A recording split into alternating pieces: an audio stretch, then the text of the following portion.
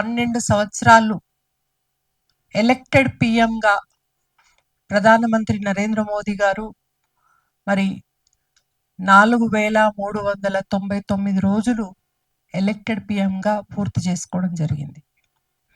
మరి మీకు తెలుసు, దాదాపు 13 సంవత్సరాలు గుజరాత్కి సీఎంగా ఎలక్టెడ్గా మరి వ్యవహరించారు. అంటే దాదాపు 25 సంవత్సరాలు వారు ప్రజా సేవలో మరి కొనసాగుతున్నారు. మరి ఈ 25 సంవత్సరాల ప్రజాసేవలో ఎన్నో మార్పులు, అదేవిధంగా దేశాన్ని ఒక నవ నిర్మాణం చేస్తూ మరి దేశాన్ని విశ్వగురు స్థానంలో నిలిపే ప్రయత్నం చేస్తున్నారు. ఈరోజు మన ఎకనమీ 3వ స్థానంకి నిలపాలని వారి ప్రయత్నం. మరి ఒకసారి మనం అందరం కూడా ఆలోచించుకుందాము. మరి ప్రధానమంత్రి 2014 తర్వాత వారు పార్లమెంట్ మరి కాన్ఫరెన్స్ హాల్లో మరి ఒక మాట చెప్పడం జరిగింది, నేను ప్రధానమంత్రిని కాదు, ప్రధాన సేవకుడిని ఈ భారతదేశానికి అని. మరి వారు చెప్పిన మాటలు ఇంకా మారుమ్రోగుతున్నాయి. మరి 2014 నుంచి ఈ రోజటి వరకు కూడా నిరంతరము మరి ప్రజాసేవల్లో ఉంటూ మరి ఒక్క సింగిల్ హాలిడే కూడా తీసుకోకుండా వారు నిరంతరం కూడా ప్రజాసేవల్లో మరి కొనసాగుతున్నారు. వారి మాతృమూర్తి అయిన వారు స్వర్గస్థులైనప్పుడు కూడా వారు ఆ కార్యక్రమం అయిపోయిన తర్వాత కూడా మరి అధికారిక కార్యక్రమాల్లో వారు పాల్గొనడం జరిగింది. అంటే ఒక్కసారి ఆలోచించుకుందాం, మనము జ్వరం వస్తే కానీ, ఒక బర్త్డే అయితే కానీ, ఇంట్లో పిల్లల పుట్టినరోజులు అయితే కానీ, మన పుట్టినరోజు అయితే కానీ మనం ఒక లీవ్ తీసుకుంటాం. కానీ ప్రధానమంత్రి గారు ఇప్పటి వరకు కూడా ఒక్క లీవ్ తీసుకోకుండా మరి ప్రధాన సేవకుడిగా భారతదేశంలో వారు మరి ఈ సేవలన్నీ కూడా చేసుకుంటూ ముందుకు సాగుతున్నారు. వారు నిండు ఆయురారోగ్యాలతోని ఇంకా ఉంటూ భారతదేశాన్ని వికసిత్ భారత్ 2047 వరకు తీసుకుపోవాలని, మరి తెలంగాణ కూడా దాంట్లో భాగస్వామ్యం కావాలని, మరి తెలంగాణలో కూడా బీజేపీ అధికారంలోకి రావాలని మనస్ఫూర్తిగా ఈ సందర్భంగా కోరుకుంటున్నా. మరి మీ అందరికీ కూడా తెలుసు, విశ్వాసంతోని ప్రధానమంత్రి గారు మరి 2014లో, 2019లో, అదేవిధంగా 2024లో ఎన్నికలు వరుసగా మరి 3 సార్లు కూడా గెలిచి మరి 12 సంవత్సరాలు వారు పూర్తి చేసుకోవడం జరిగింది. మరి ఎన్డీఏ ప్రభుత్వంలో మరి వారు కొనసాగుతూ మన దగ్గర నుంచి తెలంగాణ రాష్ట్రం నుంచి దాదాపు 8 మంది ఎంపీలని మనం గెలిపించుకోవడం జరిగింది. మరి రైతులకి, మహిళలకి, యువతకి పెద్దపీటేసి అభివృద్ధికి దోహదపడుతున్నారు. మరి వారు ఇచ్చిన ప్రాధాన్యత మనమందరం కూడా ఒకసారి ఆలోచించుకుందాం. అదేవిధంగా దేశ అభివృద్ధి కోసం వారు అహర్నిశలు శ్రమించుకుంటూ మరి దేశ అభివృద్ధిలో మీ అందరికీ కూడా తెలుసు, G20 మరి ఏ విధంగా మనము చేసుకోవడం జరిగింది, గ్లోబల్ సబ్మిట్. అదేవిధంగా రీసెంట్గా ఫిబ్రవరిలో మరి AI ఇంటర్నేషనల్ సబ్మిట్ చేసుకున్నాం. దాంట్లో దాదాపు 100 దేశాలు పైగా, అదేవిధంగా 20 దేశాల ప్రతినిధులు దాంట్లో పాల్గొని, అదేవిధంగా టెక్నాలజికల్గా కూడా CEOs కూడా పార్టిసిపేట్ అవ్వడం, అదేవిధంగా ప్రపంచవ్యాప్తంగా కూడా AI సబ్మిట్ని సక్సెస్ఫుల్గా మనం నిర్వహించుకుంటే మరి మీ అందరికీ కూడా తెలుసు కాంగ్రెస్ మరి ఏ విధంగా ప్రవర్తించింది. మన ప్రధానమంత్రి గారేమో దేశాన్ని మరి నంబర్ 1 స్థానంలో ఉంచాలని వారు ప్రయత్నం చేస్తుంటే, కాంగ్రెస్ సభ్యులు ఏ విధంగా మరి అంటే హాఫ్ నేకెడ్గా ప్రవర్తించి ప్రదర్శన చేసి మరి భారతదేశాన్ని పరువుని ఏ విధంగా తీశారో ఒకసారి మనం చూడడం జరిగింది. మరి అదేవిధంగా మరి రైతులకి పిఎం కిసాన్ వంటి పథకాల ద్వారా రైతుల సహాయం కోసం మరి సహాయం అందించడం జరిగింది. కానీ ఇక్కడ మరి తెలంగాణ ప్రభుత్వంలో ఉన్న రేవంత్ రెడ్డి సర్కార్ ఏ విధంగా ప్రవర్తించిందో, మొన్న వర్షాలు వస్తే మరి రైతులకి ఏ విధంగా వారు గోస చూపించిండ్రో మనం చూసాం. మరి బీజేపీ అధ్యక్షుడైన రామచంద్రరావు గారి అధ్యక్షతన మరి ప్రతి గ్రామం వెళ్ళి అక్కడ తడిచిన ధాన్యాన్ని, అదేవిధంగా కొనుగోలు చేయని ధాన్యాన్ని మరి వారు పరిశీలించడం జరిగింది. కానీ ఇక్కడ మరి రేవంత్ రెడ్డి గారు మరి చివరి ధాన్యం కూడా కొనుగోలు చేస్తామని అబద్ధాలు చెప్పి మోసం చేసి వర్షాలు పడేంత వరకు కూడా కౌళ్ళల్లో ధాన్యం కుప్పలు అట్లనే నిలిచిపోయడం జరిగింది. మరి పద్దాక మరి కేంద్ర ప్రభుత్వాన్ని నిందిస్తారు తప్ప మరి మేము చేయాల్సినవి ఏం చేయట్లేదు అనేది వారు ఆత్మ పరిశీలన చేసుకుంటలేరు. ఒకసారి మనం ఆలోచించుకుందాం. అదేవిధంగా భారత సంస్కృతి వారసత్వం జాతీయ నాయకుల గౌరవం పెంచే విధంగా నరేంద్ర మోదీ గారు మరి ముందుకు వెళ్ళడం జరిగింది. ప్రపంచం వేదికపై భారతదేశ ప్రతిష్ట వారు పెంచారు. మరి ఇంతకు ముందు 2014కి ముందు ప్రధానమంత్రి గారు ఏదైనా సదస్సుకి ఇంటర్నేషనల్ సదస్సుకు వెళ్తే మరి మన ప్రధానమంత్రి ఎక్కడున్నారని ఏ వరుసలో ఉన్నారని ఆ ఫోటోల్లో వెతుకునే వాళ్ళం. కానీ ఈరోజు ప్రధానమంత్రి గారు మరి మధ్యలో ఉంటూ ఒక సింహంలా ఉంటూ మరి ప్రధానమంత్రి గారు మరి భారతదేశంలో ప్రపంచ దాంట్లో మన భారతదేశ ప్రధానమంత్రి గారు కనిపిస్తూ ఉంటారు. ఒకసారి ఆలోచించుకుందాం, ప్రధానమంత్రి గారు ఏ విధంగా మరి దేశంలో ప్రపంచంలో మన దేశాన్ని నంబర్ 1 స్థానంలోకి నిలిపి వేయాలని కోరుకుంటున్నారు. మరి అదేవిధంగా కోవిడ్ సమయంలో ప్రజల భాగస్వామ్యంతో మరి దేశం ఐక్యంగా నిలిచింది. మరి కోవిడ్ లో మనమందరం కూడా చూసాం. ఇంతకు ముందు మన దేశంలో ఏదైనా సంబంధించిన రోగాలు ఏమన్నా వస్తే ఇతర దేశాల వైపు చూసేవాళ్ళం. కానీ నరేంద్ర మోదీ గారు మరి కోవిడ్ వ్యాక్సిన్ తీసుకొచ్చి మరి ప్రజల పట్ల నిలవడం జరిగింది. మరి ఇక్కడ అప్పుడు జిహెచ్ఎంసీ ఎన్నికలు అవుతుంటే జిహెచ్ఎంసీ ఎన్నికల్లో ప్రోటోకాల్స్ కూడా మెయింటైన్ చేయకుండా వారు నేరుగా భారత్ బయోటెక్ దగ్గరికి వెళ్ళి ఆ కోవిడ్ వ్యాక్సిన్ ఏ విధంగా తయారు చేస్తున్నారు, ఏ విధంగా తొందరగా ప్రజలకు అందుబాటులో తీసుకొస్తారని వారు మరి ప్రయత్నం చేయడం జరిగింది. ఒకసారి మనం ఆలోచించుకుందాం. అదేవిధంగా కోవిడ్ అప్పటి నుంచి కూడా ప్రతి ఒక్కరికి కూడా ఏ ఒక్కరు కూడా ఆకలితోని అల్లాడొద్దని మరి 5 కేజీల బియ్యం అప్పటి నుంచి ఇప్పటి వరకు దేశవ్యాప్తంగా మన వన్ రేషన్ కార్డ్ అన్నట్టు, 1 నేషన్ 1 రేషన్ కార్డు అంటే ఒక్క రేషన్ కార్డుతోనే దేశంలో ఎక్కడైనా కూడా రేషన్ బియ్యం తీసుకునే విధంగా మరి వారు ప్రయత్నం చేయడం జరిగింది. అదేవిధంగా 12 ఏళ్లలో మరి మౌలిక సదుపాయాలు ఇందాక మా సోలంకి శ్రీనివాస్ గారు చెప్పారు, ఏ విధంగా మహిళలు మరి టాయిలెట్స్ కి దూరంగా ఉండకుండా టాయిలెట్స్ నిర్మూలనలో మరి భారతదేశం మొత్తం కూడా మరి దాన్ని మనము టాయిలెట్స్ నిర్మించుకోవడం జరిగింది. అదేవిధంగా గ్రామీణ రహదారులు, జాతీయ రహదారులు వేగంగా మనము పెంచుకోవడం జరిగింది. అదేవిధంగా నీటి పారుదల సౌకర్యం కూడా మనము మరి విస్తరించడం జరిగింది.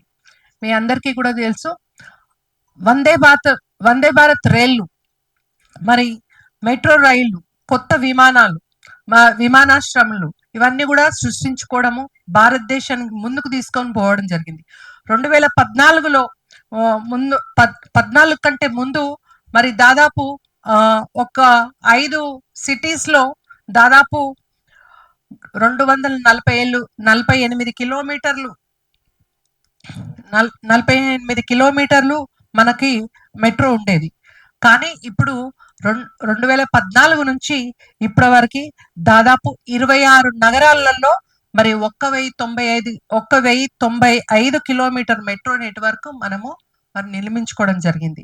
అదేవిధంగా 67 సంవత్సరాల్లో 74 విమానాశ్రయాలు ఉంటే మరి 12 ఏళ్లలో దాదాపు 90 పైగా కొత్త ఎయిర్పోర్ట్లు మనం నిర్మించుకోవడం జరిగింది. అదేవిధంగా 164 విమానాశ్రయాలు మనకి ఈరోజు నిర్మించుకోవడం జరిగింది.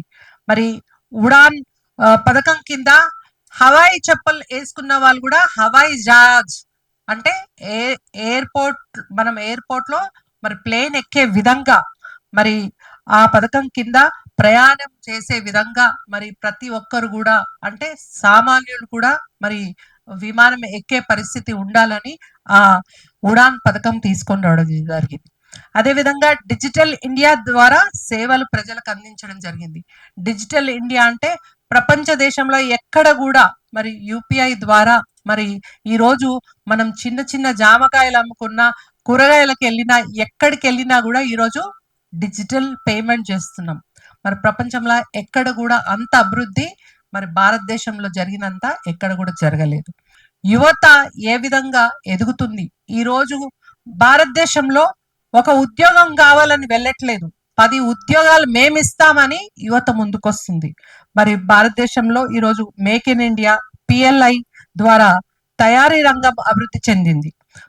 మరి మొబైల్స్, ఇంతకు ముందు భారతదేశంలో మొబైల్స్ అంటే బయట దేశం వైపు చూస్తూ బయట దేశంలో కొనుగోలు అంటే వారు తయారు చేసినవి కొనుగోలు చేసేవారం. కానీ పెరిగిన ఎగుమతులని విస్తరిస్తున్నాం. మరి ఒకప్పుడు మరి 2014 తర్వాత లెక్క పూర్తిగా మారింది. ఇప్పుడు మనము భారతదేశంని ముందుకు తీసుకెళ్తూ మరి 4వ స్థానంలో ఎకనామిక్ గా మనం ఎదుగుతున్నామంటే ఒకసారి ఆలోచిద్దాం. కేవలం నరేంద్ర మోదీ గారు ఆలోచన మేరకు ముందుకెళ్తున్నాం. మరి 12 ఏళ్లలో నారీ శక్తి విప్లవం జరిగింది. దాదాపు 32 కోట్లు పైగా మహిళలకు జన్ధన్ ఖాతాలు మరి బ్యాంకుల్లో తెరవడం జరిగింది. 10 కోట్లు పైగా మహిళలు స్వయం సహాయ సంఘాల ద్వారా మరి లోన్స్ తీసుకోవడం జరుగుతుంది. మరి 10.5 కోట్లు పైగా ఉజ్వల ఎల్పిజి గ్యాస్ కనెక్షన్స్ తీసుకోవడం జరిగింది. 16 కోట్లు పైగా మరి నల్ల ద్వారా తాగునీరు మనము అందించడం జరిగింది. మరి 3 కోట్లు పైగా మహిళా పరిశ్రమవేత్తలు పెరగడం జరిగింది. మరి 3 కోట్ల పైగా మరి లక్పతి దీదీలు అవ్వడం జరిగింది. నారీ శక్తి అభినయం ద్వారా 33% మరి చట్టసభలో కలిపియాలనే ఆలోచన మరి నరేంద్ర మోదీ గారికి ఉంటే మరి కాంగ్రెస్ ప్రభుత్వం ఏ విధంగా దానికి వ్యతిరేకంగా ఓటు వేసిందో మనం అందరం కూడా చూసినాం. కానీ ఈరోజు ఇక్కడున్న కాంగ్రెస్ ప్రభుత్వం వగల పలుకులు పలుకుతుంది. ఏమని? మహిళా ద్రోహి అని. మరి మహిళలకు ద్రోహం చేసింది ఎవరు? చట్టసభల్లో మరి వ్యతిరేకంగా ఓటు వేసింది ఎవరు అనంటే రేవంత్ రెడ్డి గారు. మరి ఒక్కసారి మనం ఆలోచించుకుందాం. మరి కాంగ్రెస్ ప్రభుత్వం, కాంగ్రెస్ పార్టీ ఏ విధంగా పరిపాలిస్తుందో. అదేవిధంగా స్టార్టప్ ఇండియా ద్వారా లక్షలాది ఉద్యోగాల అవకాశాలు కల్పించడం జరిగింది.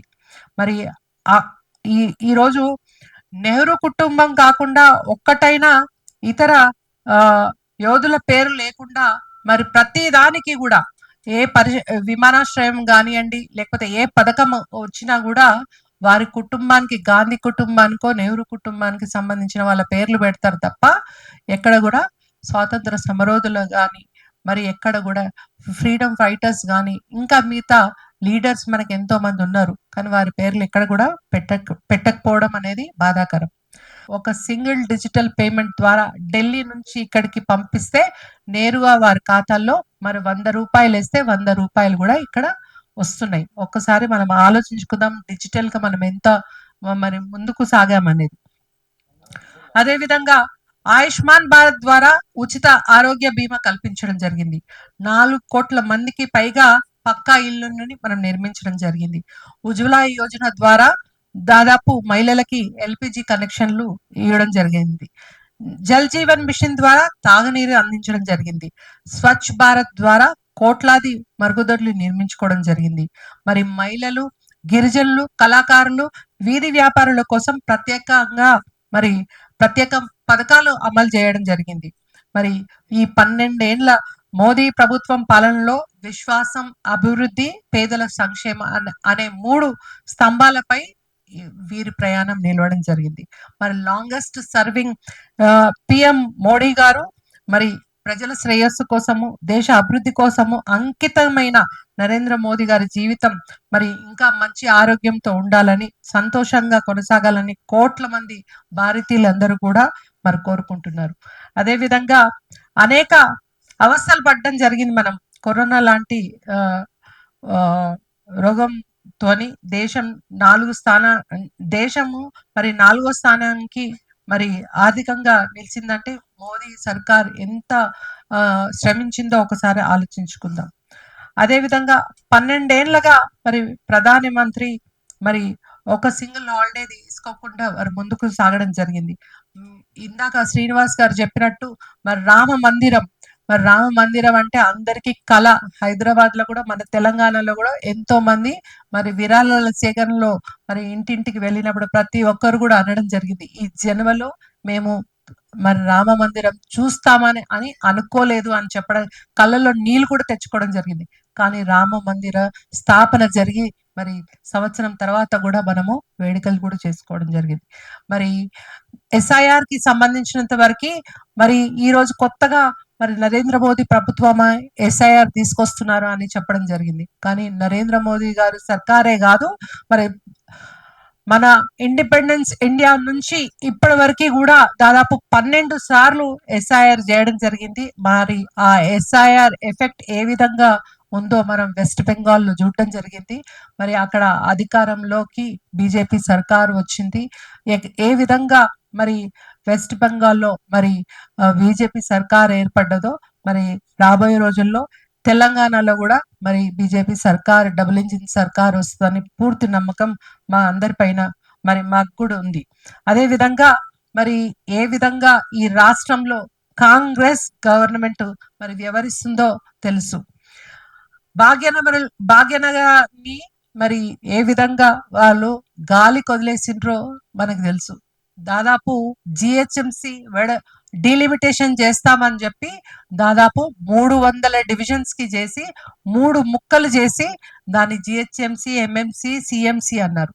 కానీ డీలిమిటేషన్ అంటే పదే పదే నేను చెప్తూ ఉంటా ప్రతి ఒక్కరికి కూడా, డీలిమిటేషన్ అంటే ఆ డీలిమిటేషన్ కాదు, అదొక డిజాస్టర్ అవుతుంది అని. ఎందుకు పదే పదే చెప్తుంటారంటే ఎక్కడ కూడా కింద స్థాయి నుంచి పై స్థాయి వరకు సమన్వయాల లోపం ఉంది. ప్రతి డిపార్ట్మెంట్ ఈ రోజు కూడా నిర్వీర్యం అయిపోయింది. మరి ఏ డిపార్ట్మెంట్ కూడా కింద స్థాయి వరకు కూడా పని చేయకుండా, వారికి సమన్వయాలు లేకుండా ఈ రోజు కొత్తగా హైడ్రా తీసుకురావడం జరిగింది. మరి హైడ్రా ఏ విధంగా వ్యవహరించిందో, మరి పేదల పక్షాన ఒక బూతులాగా నిలబడ్డది. మరి అదే విధంగా హైడ్రాకి కానీ జిహెచ్ఎంసికి కానీ ఎక్కడ కూడా సమన్వయం లేకుండా ఎన్ని లోపాలు, మరి ఎంత డిజాస్టర్ జరుగుతుందో మనం అందరం కూడా చూస్తున్నాం. దాదాపు 22 గంటల కరెంటు కోత ఉండింది. మరి ట్రాఫిక్ అయితే నరకం చూసినాం. మరి 80% కూడా పూర్తిగాని వర్షకాలపు పనులన్నీ కూడా ఎక్కడికక్కడ నిలిచిపోయాయి. మరి వరద పాలైంది మన 200 కోట్లకు పైన ప్రజాధనం. అదే విధంగా మరి హోంశాఖ కూడా మరి ముఖ్యమంత్రి గారి చేతుల దగ్గరనే ఉన్నాయి. వారు రీసెంట్ గా మనం అందరం కూడా చూసినాము, 12 ఏళ్ల బాలిక పైన సమ్మర్ హాలిడేస్ కోసం తాతగారి ఇంటికి వెళ్తే ఏ విధంగా మరి అమ్మాయి చనిపోవడము, అమ్మాయి పైన అఘాత్యాత్యం చేయడం జరిగింది. మరి పట్టించుకొని హోంశాఖ మంత్రి పట్టించుకొని, హోంశాఖ ఎవరి దగ్గర ఉందంటే రేవంత్ రెడ్డి గారి దగ్గర. మరి రేవంత్ రెడ్డి గారు ఏ విధంగా మరి పరిపాలిస్తున్నారో మనం చూస్తున్నాం.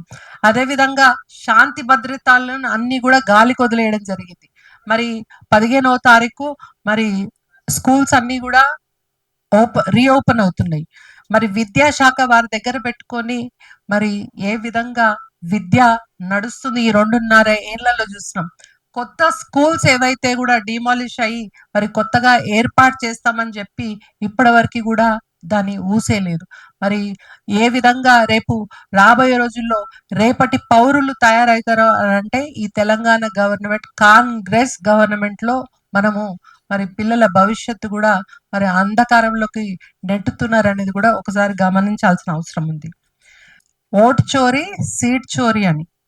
ఓటు చోరీ, సీట్ చోరీ అంటే రేవంత్ రెడ్డి గారికి మించిన వాళ్ళు ఎవరు లేరు తెలుసుకోవాలనుకుంటే. మరి ఈ ఈ కాంగ్రెస్ లో మరి ఇంతకు అంటే ఇండిపెండెన్స్ వచ్చిన తర్వాత మరి ప్రధానమంత్రి కోసం ఓటింగ్ పెడితే మరి అందులో సర్దార్ పటేల్ గారికి అదే విధంగా నెహ్రూ గారు ఇద్దరు పార్టిసిపేట్ అయితే ఆ ఎన్నికలలో సర్దార్ పటేల్ గారికి 16 ఓట్లు వచ్చాయి, నెహ్రూ గారికి 1 ఓటు వచ్చింది. కానీ 1 ఓటు వచ్చిన వాళ్ళు ప్రధానమంత్రి అయ్యిండ్రు, నామినేటెడ్ ప్రైమ్ మినిస్టర్ అయ్యిండ్రు.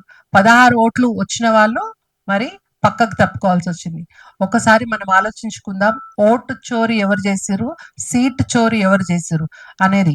అదే విధంగా మరి నెహ్రూ గారు చాలా పెద్దగా వారసత్వం నాయకత్వంతోని వారు ముందుకొచ్చి అక్కడి నుంచి రాహుల్ గాంధీ మరి వారసత్వం నాయకత్వం పక్కన పెట్టి మరి సామాన్యుడికి అవకాశం ఇచ్చిండ్రంటే కేవలం భారతీయ జనతా పార్టీ. మరి ఇక్కడ వేదికపై ఉన్న ప్రతి ఒక్కరం కూడా మరి సామాన్య కుటుంబం నుంచి వచ్చిన వాళ్ళం. రేపు భవిష్యత్తులో కూడా మరి సామాన్యులకే అవకాశాలు భారతీయ జనతా పార్టీ మరి ముందుకు సాగుతూ ఉంటుంది.